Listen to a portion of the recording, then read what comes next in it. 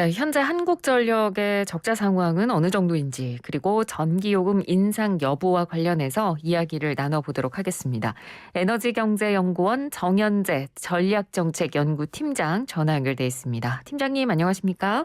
네, 안녕하세요. 네, 이번 주에 그러니까 13일이니까 내일 모레입니다. 이제 한전의 네. 경영 실적이 이제 공시가 될 예정인데, 일단 올해 1분기에만 지난 한 해랑 비슷한 영업 손실이 난 상황이라고요.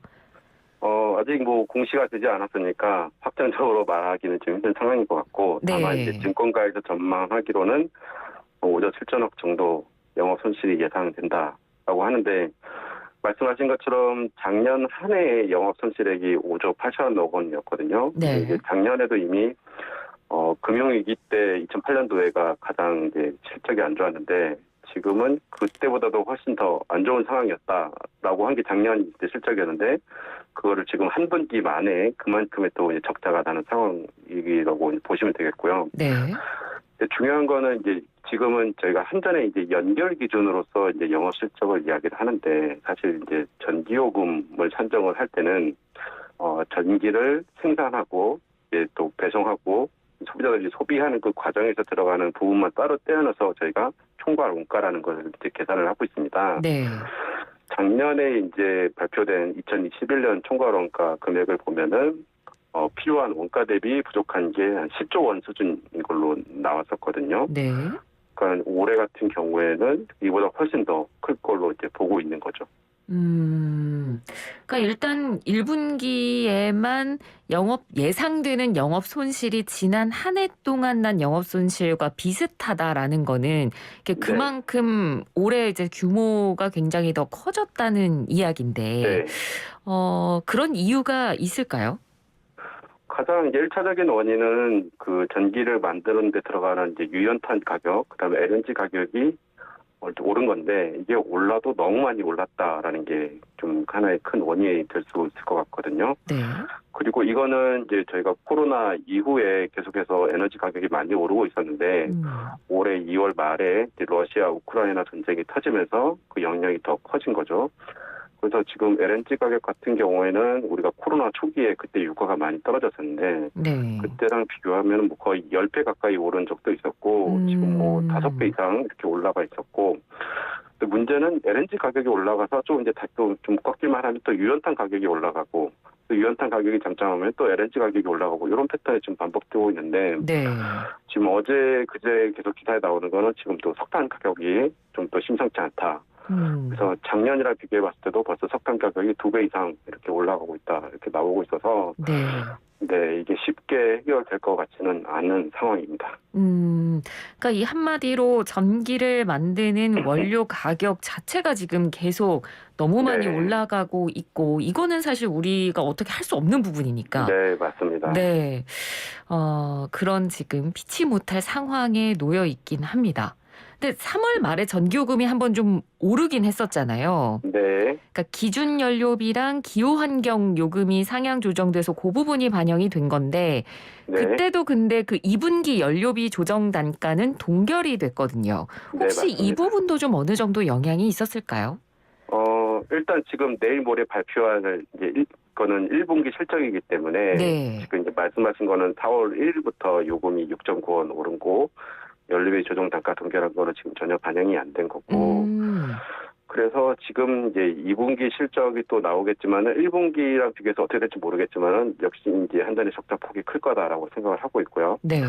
다만 이제 지금 올해 도매 전력 시장 가격이 역사상 이제 최고치를 기록을 했었는데, 특히 이제 4월달 같은 경우에는 평균 가격이 200원을 기록을 했었거든요. 네. 그래서 2분기 실적도 만만치 않을 걸로 이제 좀 보고 있습니다. 근데 음. 이제 4월 1일 날 우리가 이제 기준 연료비랑 기후 환경 요금 6.9원 올랐으니까 이게 어느 네. 정도 해결이 되는 거 아니냐라고 생각하시는 분들이 있는데, 예. 사실 이거는 저희가 이제 작년에도 5조 8천억 원 영업 적자가 났다고 했잖아요. 네네. 이제 그 부분을 해소하기에도 지금 모자란 사실 아. 수준이어서, 네. 올해 지금 반영되는 어떤 연료비 상승분은 지금 하나도 지금 반영이 안 되고 있다라고 보시면 되겠습니다. 네네. 그래서 지금 5조, 6조, 그다음에 연간 영업 손실로는 17조, 또 이제 어떤 증권사에서는 30조를 예상하는 경우도 있는데, 네. 사실 이 규모가 너무 커지니까는 뭐 20조나 30조나 다 좀 무감각해지시는 것 같은데 네. 사실 이게 좀 어마어마한 수치고 이게 또 어떤 한 기업의 어떤 영업 적자 수준이라고 말하기는 사실 좀 비정상적인 숫자라고 좀 보여지고 있거든요. 예. 네, 그래서 지금 전기요금 조정이 지금 연료비 조정 단가가 2분기에도 동결된 상황이기 때문에 2분기도 좀 그렇게 전망이 좋지는 않다 이렇게 보고 있습니다. 네. 그러니까 뭐 아까도 잠깐 얘기를 했지만 이 전기를 만드는 원료 가격 자체가 상승한 부분도 있지만 그럼 지금까지 계속해서 한전이 부채가 좀 누적된 부분도 어느 정도 좀 네, 영향을 미쳤을까요? 사실 이제 부채가 누적되는 건 사실인데 사실 그게 영업 실적이라는 것은 그 해당 분기, 해당 단기에만 그 실적을 가지고 숫자가 나오는 거라서 부채가 누적된 거는 이제 그거랑 관련이 없는 것 같고요. 네. 다만 지금 계속해서 영업 적자가 쌓이다 보니까 부채 규모가 좀 많이 늘었다 이렇게 이제 보실 수는 있을 것 같습니다. 알겠습니다. 그러니까 지금 영업 적자 자체가 지금 좀 심각하다고 판단될 만큼 이 규모가 크기 때문에 한전에서도 뭐 내부적으로 지금 재무 구조를 개선을 하기 위해서 다양하게 좀 노력을 기울이고 있는 모습을 보여주고 있는데요. 이 구체적으로 네. 어떤 방안들이 지금 나오고 있는 건가요?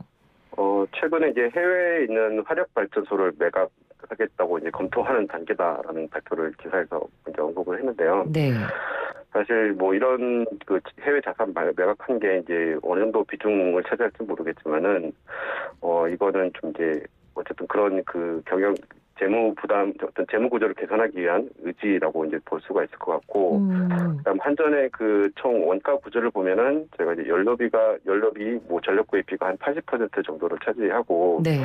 나머지가 이제 어떤 뭐 좀 이제 공급 비용이라고 해서 한전이 좀 통제할 수 있는 비용인데 사실 이게 비중이 작긴 하지만 한전이 그래도 이제 다른 부분에서의 비용을 줄이기 위해서 이제 부단한 노력을 기울이고 있는 걸로 알고 있거든요. 네. 그래서 자체 뭐 경영혁신위원회를 만들어 가지고 어쨌든 비용을 줄이기 위해서 노력을 하고 있고 그럼에도 불구하고 여전히 상태가 안 좋아서 지금 채권 발행을 상당히 이제 많이 하고 있다라는 기사도 접하고 있는데 이미 1분기에 발행한 채권액이 작년 연간 총 발행액을 넘어선 상황으로 알려져 있고 예. 근데 문제는 지금 한국전력공사법에 따르면은 한전이 이제 채권을 발행할 수 있는 상한선이 정해져 있거든요. 네. 그런데 올해 중에는 그 상한선에 도달할 것 같아서 이 채권을 발행해서 어떤 좀 이제 지금 현재 유동성 위기를 해결하는 것도 좀 이제 한계에 부딪힐 것 같다. 그런 좀 안 좋은 소식들이 계속 들려오고 있는 상황입니다. 네. 그러니까 해외 자산을 매각하고 채권을 발행하고 이런 이제 구조적인 내부적인 노력을 기울이고 있긴 합니다만 지금의 어떤 지금 천문학적인 숫자의 적자를 이제 좀 완전하게 해소하기에는 다소 좀 무리가 있긴 해 보이네요. 네, 제가 볼 때는 지금 하고 있는 사실 뭐 한전에서도 자체적으로 노력을 많이 하고 있는데 예. 이 언발의 오줌 누기라는 표현이 딱 맞는 것 같습니다. 지금 상황은. 네. 그리고 이번 달부터 그 발전 공기업의 전력 거래 대금 늦게 지급할 수 있도록 하는 규칙을 개정했다. 이것도 이제 대안의 일환이라고 기사가 나온 걸 제가 봤거든요. 이거는 네. 어떤 내용이고 이게 어떤 효과를 가져오게 되는 건가요? 네, 이제 뭐 소비자들은 이제 잘 모르시겠지만은 네. 한전도 사실 어떻게 보면 도매 시장에서 전기를 사와야지 그거를 이제 소비자들한테 이제 판매를 할 수 있는 회사거든요. 그렇죠. 네, 그런데 그러면 이 전기를 사올 때 이 대금을 한 달에 현재는 한 4차례 정도 나눠서 지급을 하고 있습니다. 네. 네, 예를 들어서 뭐 오늘 밤 12시까지 대금을 지급하지 못하면은 그 다음날 바로 이제 전력 거래가 이제 끊기게 되는 상황인데 사실은 지금까지는 그런 거를 걱정할 필요가 전혀 없었는데 지금은 이제 그런 이제 유동성 위기에 처해 있다 보니 그걸 이제 염려하게 된 상황이죠. 네. 사실 저희가 뭐 한전이 전기를 뭐 사오지 못해서 소비자한테 공급하지 못한다는 상황은 상상해 보지도 못했고 실제로 그런 일이 일어날 수는 없겠지만은 네. 어쨌든 이제 거래 대금을 지급하지 못할 수 있다는 위험에 좀 처하는 건 맞는 것 같고 그러다 보니까 지금까지 원래 규칙에는 한 번이라도 그거를 좀 연체를 하면 바로 전력 공급이 끊기는 거였지만은 네.